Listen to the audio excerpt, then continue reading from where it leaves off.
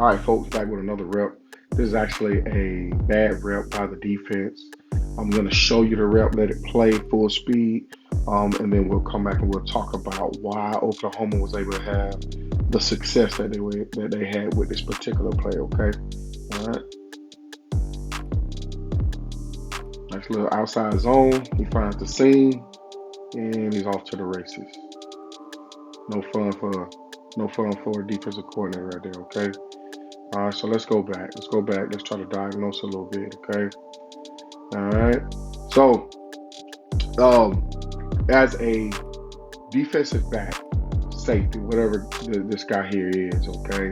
Slot defender, seam defender, whatever. You have to understand that even though you're playing from depth, you're still in a run fit, okay? The way these guys are up in these guys' grill, I would gander that they have man coverage just because of the way their posture is, these defensive backs. So I'm assuming that this is his man, okay?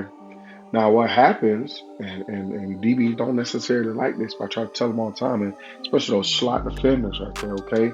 There's something that we call crack replaced. In other words, the guy that I'm playing defense on, when he goes down and cracks one of my interior defenders, linebackers, defensive ends, whatever, I need to replace, okay? Because he is essentially creating the edge right here by when he comes down and cracks my guy, okay? So let's watch it. Boom, he comes down, and there he is. It's not very violent, but it's effective. He just prevented this linebacker from being able to scrape, okay, and get over here to be a factor on this outside zone. And when he did it, these guys here, they're doing what they're supposed to be doing, okay? These offensive linemen, they tried to, what we call, reach block these guys, okay?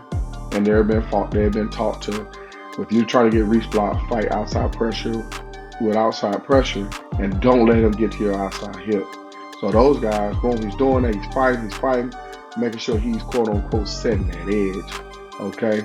Now, I always say he jumped back a little bit or too far inside, but at the same token, ball has declared, so it is what it is.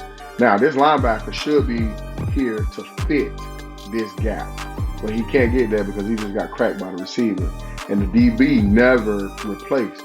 So when this guy went down to go crack, DB should have came up to replace. Some people call it cut, some people call it crack, whatever it is. Anyways, his behind needs to be up here right now, making the tackle that the linebacker would have been making, if that makes sense, okay?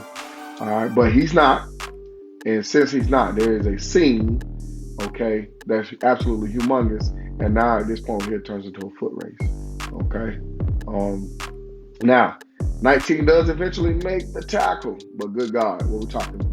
25, 30 yards down the field? That's no bueno, okay? Guys, tell me, is there another way that you guys would defend that? How do you feel about the particular defensive scheme as far as trying to stop that particular play? It was a good play. It was blocked well, executed even better. Okay, and Oklahoma was off to the races with it, man. Off to the races. So here it is one more time. Crack, then replace, foot race. Bad business.